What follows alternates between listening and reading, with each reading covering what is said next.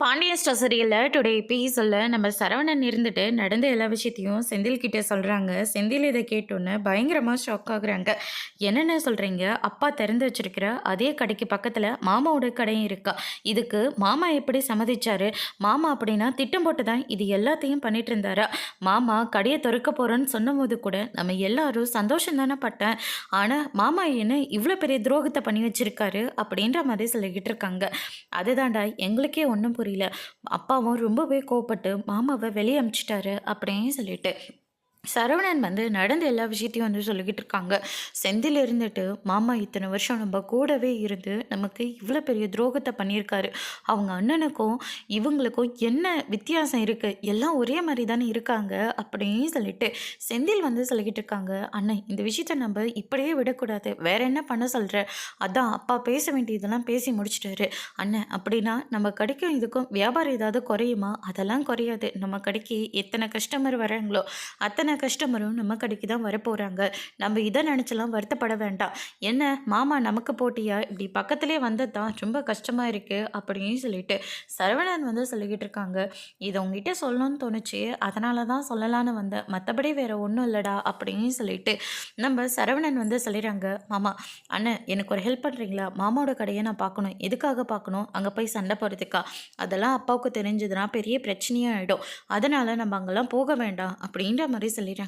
அதான் அங்கே போய் பிரச்சனை பண்ணுறதுக்காகலாம் கிடையாது, என்ன சும்மா மாமாவோட கடையை பார்த்துட்டு வரலான் தான். நீ எப்படி பார்ப்பான்னு எனக்கும் நல்லா தெரியும். அதனால் ஒன்றும் வேண்டாம், நம்ம இங்கே இருக்கிற வேலையவே பார்த்துக்கலாம்.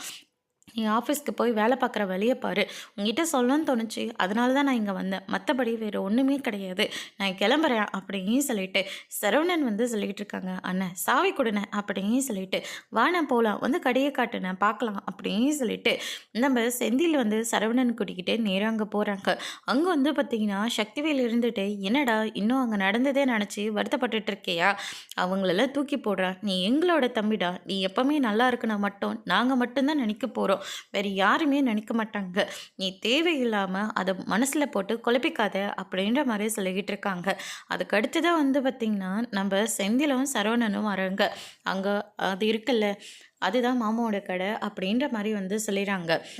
என்னென்ன இவ்வளோ பக்கத்தில் இருக்குது, அதுதான்டா நானும் சொல்லிக்கிட்டு இருக்கேன் அப்படின்னு சொல்லிட்டு சரவணன் வந்து சொல்லிடுறாங்க. சரி வா போகலாம் அப்படின்னு சொல்லிட்டு கூப்பிடும் போது, இல்லைண்ணே எனக்கு கொஞ்சம் வேலை இருக்குது, நீ இங்கே இரு, நான் இது வந்துடுறேன் அப்படின்னு சொல்லிட்டு அங்கே கோவமாக கிளம்பி போகிறாங்க. டே செந்தில், நான் என்னடா சொல்லி கூட்டிகிட்டு வந்தேன், நீ என்ன சொல்லி என்னை இங்கே கூட்டிகிட்டு வந்த, வாடா போகலாம், அப்பாவுக்கு தெரிஞ்சதுன்னா பெரிய பிரச்சனை ஆகிடும் அப்படின்ற மாதிரி சொல்லிடுறாங்க. ஆனால் செந்தில் வந்து எதுவுமே காதில் போட்டுக்கவே இல்லை.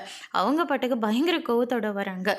செந்திலை பார்த்த உடனே பழனி இருந்துட்டு வாடா செந்தில் அப்படின்ற மாதிரி கூப்பிட்றாங்க. நீ எல்லாம் ஒரு மனுஷனாயா?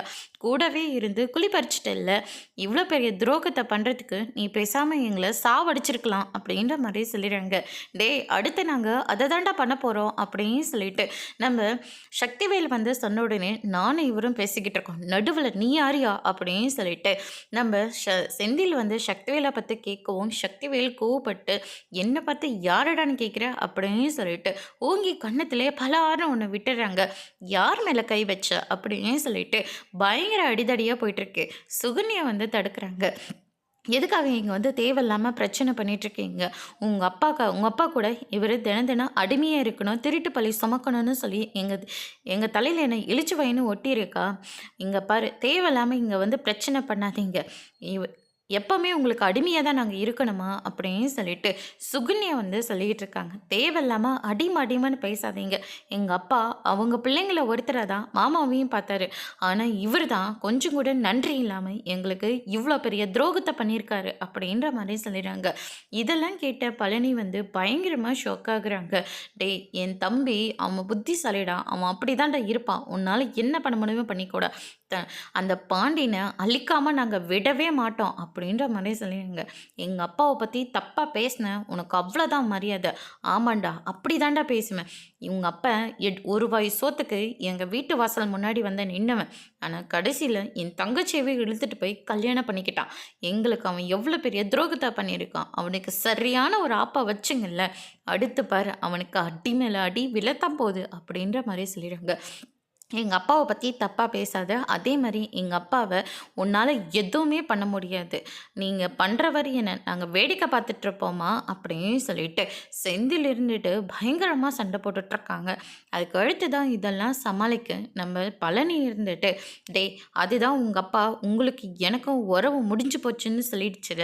எங்க அக்காவும் அது கையால ஒரு சொம்பு தண்ணி கூட குடுக்க மாட்டேன்னு சொல்லி என்ன நாய விரட்டுற மாரி விரட்டி அனுப்பிச்சுட்டாங்கல்ல. அதுக்கப்புறம் எதுக்காக தேவையில்லாம இங்க வந்து பிரச்சனை பண்ணிட்டு இருக்கீங்க? ஆமாண்டா, நீங்க சொன்ன மாதிரி நான் துரோகி தான்டா. உங்களுக்கு எதிராவே நான் பிளான் போட்டு தான்டா கடையே இங்க ஓப்பன் பண்ணேன்.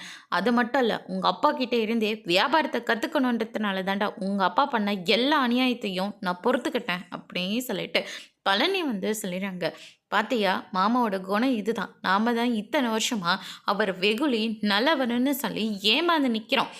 இப்ப தான் தெரியுது மாமாவோட சுயரூபம் என்னன்னு. ச்சே! இந்த ஆளெல்லாம் போய் இத்தன வருஷமா நம்ம மாமான்னு கூப்பிட்டுருக்கோமே! தாய் மாமன நடத்துற மாரி நடத்துனேங்க. உன்ன எவ்ளோ வசதியா பார்த்தேங்க. ஆனா நீ இவ்ளோ கேவலமான காரியத்த பண்ணிட்டல்ல. இந்த இடத்துல நீ எப்படி கடைய நடத்துறன்னு நாங்களும் பார்த்துறோங்க." அப்படின்னு சொல்லிட்டு பழனி வந்து சவால் விடுறாங்க. இந்த பக்கம் பழனி இருந்துட்டு, "உங்க அப்பா கண்ணு முன்னாடி இந்த கடைய நான் வளர்த்து காட்டுறேன்டா." அப்படின்னு சொல்லிட்டு பழனியும் ஒரு பக்கம் சவால் விட்டுட்டு இருக்காங்க. இதெல்லாம் கேட்டோன்னே சக்திவேல், சுகன்யாலாம் ரொம்பவே சந்தோஷப்படுறாங்க. "நீங்க இப்படியே இருங்க. இதுதான் இவங்களுக்கெல்லாம் சரியான ஒரு பாடமா இருக்கும்." அப்படின்னு சொல்லிட்டு சக்திவேலும், சுகன்யாவும் வந்து சொல்லிக்கிட்டு இருக்காங்க. அதுக்கு அடுத்து தான் இந்த பக்கம் நம்ம கோமதி இருந்துட்டு ரொம்பவே ஃபீல் பண்ணி அழுந்துட்டு இருக்காங்க. கூடவே இருந்து இப்படி ஒரு காரியத்த பண்ணிட்டானே துரோகி அப்படின்ற மாரி சொல்லிக்கிட்டு இருக்காங்க. மயில இருந்துட்டு இப்படி எவ்வளோ நேரம் தான் உட்காந்துட்டு இருக்க போறோம் அப்படின்ற மாரி சொல்லுவோம். இந்த பக்கம் காந்திமதி, வடிவு, அதுக்கு அடுத்து தான் மாறி எல்லாருமே வந்துடுறாங்க. "அம்மா நில்லும்மா, கூடவே இருந்துட்டு என் தம்பிய என்கிட்ட இருந்து பிரிச்சுட்டீங்கல்ல. இப்படியெல்லாம் பண்ண உங்களுக்கெல்லாம் எப்படி தான் மனசு வருதோ தெரியல. ஆனா உன்ன போய் நானு அம்மாவா நெனச்சேன்ல. என் அம்மா கூட நான் பேசலையே, ஒரு வார்த்தை கூட அவங்க கூட நான் இருக்கலையேன்னு சொல்லி எத்தன நாள் ஏக்கப்பட்டுருக்கேன். ஆனா எனக்கு நீங்க இவ்ளோ பெரிய துரோகத்த பண்ணி வச்சுட்டீங்களே. என் தம்பி என்கிட்டேருந்து பிரிச்சுட்டீங்களே. திட்டம் போட்டு என் புருஷனுக்கு எதிரா கடைய ஓப்பன் பண்ணி வச்சிருக்கீங்கல்ல. நீங்கலாம் நல்லாவே இருக்க மாட்டீங்க." அப்படின்ற மாரி சொல்லிறாங்க. "எதுக்காக அத்தையே இப்படியெல்லாம் பேசிக்கிட்டு இருக்க? எங்களுக்கே கடை இன்னைக்கு எங்க இருக்குதுன்னு எங்களுக்கு தான் தெரியும். துரோகத்த பத்தி நீ ஒண்ணும் பேசாத. இங்க அவன பெத்த புள்ள மாரி பார்த்திருந்தா, அவன் எங்க இருந்தாலும் நல்லா இருக்கட்டுன்னு சொல்லி ஆசீர்வாதம் பண்ணியிருக்கலாம். ஆனா நீங்க என்னடான்னா, அவனுக்கு சாபத்த குடுத்து வீட்ட விட்டு அசிங்கப்படுத்தி வெளிய தொரத்தி விட்டுருக்கீங்க. இங்க பாருங்க, அவன் அங்க கடை வச்சது சரிதான் நாங்க சொல்லுவேன்." அப்படின்னு சொல்லிட்டு வடிவும், மாரியும் வந்து சொல்லிக்கிட்டு இருக்காங்க. "நீ தான் கொஞ்சம் ஈரத்தோட இருப்பீங்கன்னு நான் நெனச்சு பார்த்தேன். ஆனா, நீங்களும் என் அண்ணன மாரி தானே நீங்க எல்லாருமே இருக்கீங்க. குடும்பத்தோட கண்டிப்பா நீங்க நல்லாவே இருக்க மாட்டீங்க." அப்படின்ற மாரி சொல்லிக்கிட்டு இருக்காங்க. "இத்தன வருஷமா ஒரு துரோகிய நாங்க கூடவே வச்சு வளர்த்துருந்துருக்கங்களே." அப்படின்னு சொல்லிட்டு கோமதி வந்து சொல்லிக்கிட்டு இருக்கவும், அதுக்கு அடுத்ததா யார பார்த்த துரோகின்ற அந்த குடும்பத்தில அடிமையா இருக்கணும்னு நீ எதிர்பார்த்துட்டு இருக்கியா? யார் அவங்கள அடிமையா பார்த்தது? அவர எங்கள்ல ஒருத்தரா தான் பார்த்தேங்க. தேவையில்லாம நீங்க பேசாதீங்க. 30 வருஷத்துக்கு முன்னாடி நடந்த விஷயத்தெல்லாம் இப்ப சொல்லிட்டு இருக்காதீங்க. அத்தை அவருக்கு பிடிச்சு போய் கல்யாணம் பண்ணிக்கிட்டாங்க. ஆனா இப்ப எங்க கூட இருந்த சித்தப்பாவ நீங்க திட்டம் போட்டு பிரிச்சிருக்கீங்க. எங்க கடைய அழிக்கணும்னு சொல்லிட்டு, அவரு கடைக்கு பக்கத்திலேயே நீங்களும் கடைய ஆரம்பிச்சு குடுத்துருக்கீங்க. நீங்க தான் துரோகிங்க." அப்படின்னு சொல்லிட்டு மீனா முதல் கொண்டு எல்லாருமே பேசிக்கிட்டு இருக்காங்க. அவங்க தான் அப்படி பண்ணிட்டு இருக்காங்கன்னா, நீங்க அந்த வீட்டோட மூத்த மருமக தானே. நீங்களாவது கொஞ்சம் சொல்லியிருக்க வேண்டாம். நீங்களும் ஒரு பொம்பள தானே அப்படின்ற மாரி மீனா வந்து சொன்ன உடனே ராஜி ரொம்பவே வருத்தப்படுறாங்க. வடிவு இருந்துட்டு, "என்ன கோமதி, உங்க வீட்டு மருமகள நின்னு பேச விட்டு வேடிக்கை பார்க்குறியா? அவ பேசுறதுல என்ன தப்பு இருக்கு?